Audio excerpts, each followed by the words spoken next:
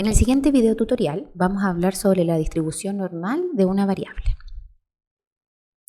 Frente a una distribución normal, x, correspondiente a una variable aleatoria, tendrá una distribución normal con parámetros mu y sigma.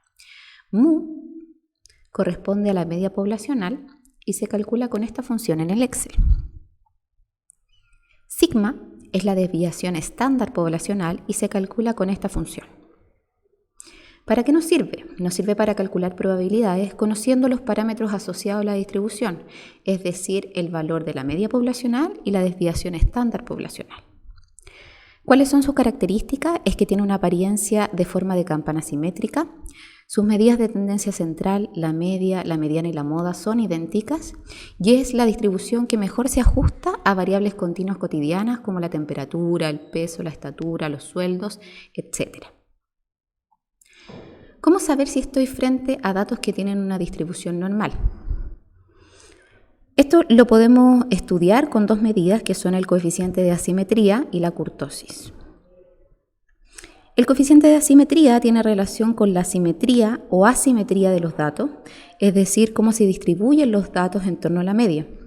Se calcula con esta función en el Excel. Si el coeficiente de asimetría es menor a menos 0,5, tenemos una curva asimétrica negativa. Por lo tanto, la mayor parte de los datos se concentra sobre la media. Si tenemos un coeficiente entre menos 0,5 y más 0,5, tenemos una curva simétrica donde el 50% de los datos se distribuye por bajo y sobre la media. Ahora, si tenemos un coeficiente de asimetría que es mayor a más 0,5, la curva será asimétrica y positiva. Por lo tanto, la mayor parte de los datos se concentra por debajo de la media. En cuanto al coeficiente de kurtosis, tiene relación con la concentración de los datos en torno a la media y se calcula con esta función en el Excel. Si este coeficiente es menor a menos 0,5, tenemos una curva que es platicúrtica, es decir, hay una baja concentración de datos en torno a la media. Si el coeficiente está entre menos 0,5 y más 0,5, tenemos una curva mesocúrtica, es decir, que existe una concentración normal de datos en torno a la media. Y finalmente, si tenemos una kurtosis sobre más 0,5, tenemos una curva que es leptocúrtica, es decir, que existe una alta concentración de datos en torno a la media. Cuando tenemos una curva que es simétrica y mesocúrtica, entonces estamos frente a una distribución normal. ¿Cómo calculamos probabilidades en el Excel de datos asociados a una distribución normal? Lo primero que debemos tener en cuenta es que Excel solamente calcula probabilidades acumuladas y puntuales. Como las variables aleatorias continuas no existe la probabilidad puntual, entonces una probabilidad menor a k es exactamente lo mismo que encontrar una probabilidad menor o igual a k. Y encontrar una probabilidad mayor a k es exactamente lo mismo que encontrar una mayor o igual a k. La función que nos ayuda a determinar una probabilidad asociada a una distribución normal en el Excel es la siguiente. K nos indica el valor hasta el cual quiero encontrar la probabilidad. Mu corresponde a la media poblacional, sigma la desviación estándar poblacional y 1 es porque buscamos la probabilidad acumulada. Para encontrar probabilidades tenemos tres casos. En el primero, calculamos la probabilidad de que x sea a lo más k o menor a k, que es lo mismo que decir menor o igual, y esta se calcula de forma directa con la fórmula. Después tenemos la probabilidad de que x sea al menos k o mayor a k, que es lo mismo que decir mayor o igual, y está dada por el complemento, es decir, 1 menos la acumulada de k. Finalmente, tenemos la probabilidad de que esté entre k y z. Va a corresponder a la probabilidad acumulada del mayor, en este caso z, menos la probabilidad acumulada del menor, en este caso k. Ejemplo, el tiempo en horas que una persona dedica a estudiar a la semana se puede considerar como una variable aleatoria, que presenta un comportamiento aproximadamente normal, con un tiempo promedio de 6 horas a la semana y una desviación estándar de 1,5 horas. Se selecciona una persona al azar y nos vamos a preguntar, ¿cuál es la probabilidad de que haya estudiado a lo más 5 horas en una semana?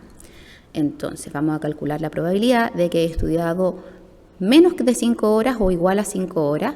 Esto se calcula directo con la fórmula, donde 5 será hasta donde queremos calcular la probabilidad, 6 será la media, 1,5 la desviación estándar y 1 porque buscamos la probabilidad acumulada. Eso nos da 0,25, por lo tanto la probabilidad es de un 25,3%. ¿Cuál es la probabilidad de que haya estudiado entre 2,2 horas y 5,8 horas en la semana? Estamos buscando la probabilidad de que haya estudiado menos de 5,8 pero más de 2,2, por lo tanto lo calculamos. La probabilidad acumulada del mayor menos la probabilidad acumulada del menor. Eso nos da 0,44, por lo tanto la probabilidad de 44,1%. ¿Cuál es la probabilidad de que haya estudiado más de 7 horas en una semana? Vamos a calcular la probabilidad mayor que 7, que se calcula por complemento, por lo tanto será 1 menos la probabilidad acumulada hasta 7. Eso nos da 0,25, por lo tanto la probabilidad es de un 25,3%. Ahora vamos a desarrollar un ejemplo de cómo calcular la probabilidad de una variable aleatoria continua que tiene distribución normal. Se ha recopilado la nota de 20 estudiantes que han obtenido en una prueba. ¿Podemos asumir que estas notas tienen una distribución normal? Para poder saberlo, tenemos que calcular la kurtosis y el coeficiente de asimetría. Entonces, si procedemos a calcular la kurtosis, digitamos la función kurtosis y posteriormente seleccionamos cada una de las notas que tenemos en el costado izquierdo, que son los datos que tenemos. El primer cálculo nos dice que la kurtosis es de menos 0,4, lo que se encuentra dentro del intervalo de menos 0,5 hasta 0,5, lo que significa que tiene una distribución mesocúrtica.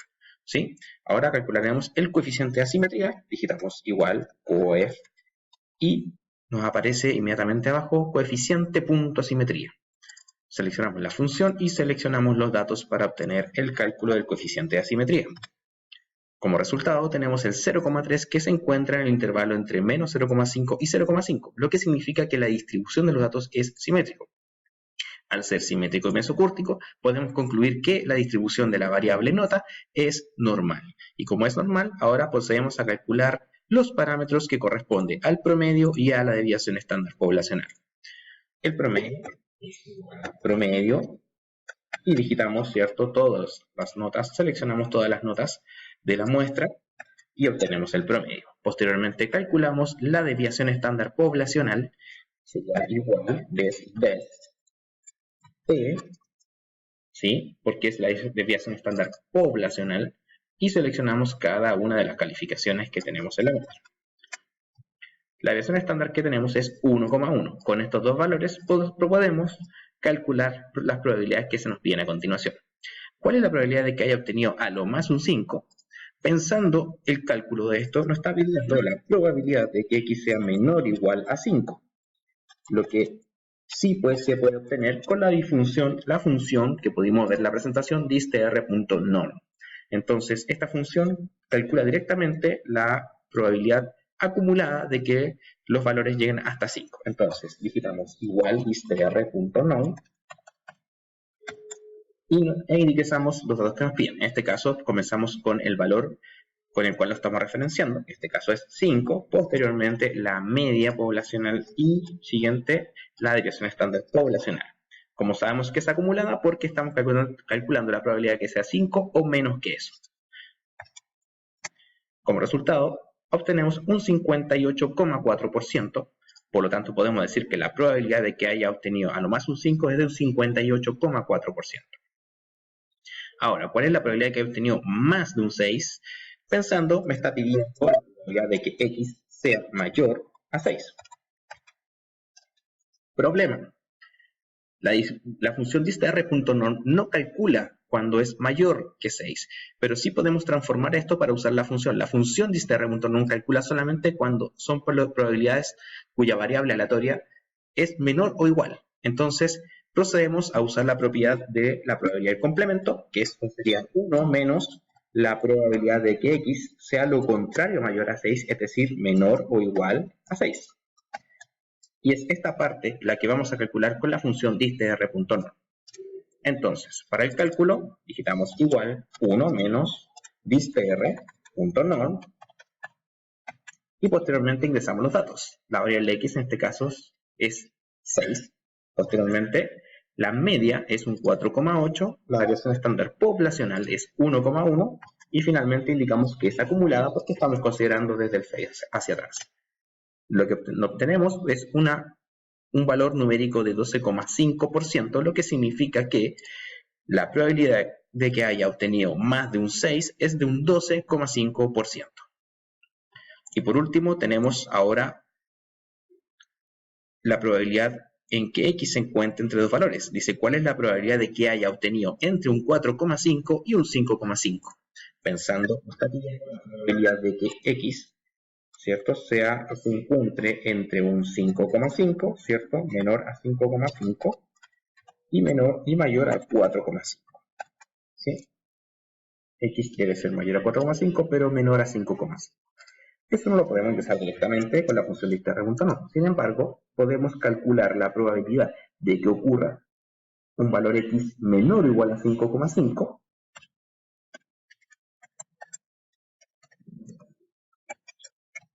y le restamos la probabilidad de que sea desde 4,5 hacia atrás.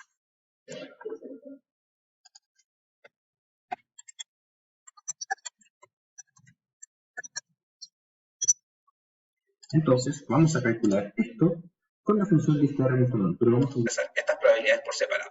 Entonces, ingresamos igual str.none y trabajamos con la primera probabilidad. En este caso sería 5,5, punto y coma, el promedio, luego la desviación estándar poblacional y finalmente acumulado. Y le restamos los casos probables o la probabilidad de que ocurra un valor menor o igual a 4,5. Entonces ingresamos nuevamente distr.none y seleccionamos o indicamos 4,5, posteriormente seleccionamos el promedio y finalmente la variación estándar poblacional con una condición acumulada, lo que nos resulta una probabilidad de 35,41%, lo que significa que la probabilidad de que haya obtenido entre un 4,5 y un 5,5 es de un 35,41%.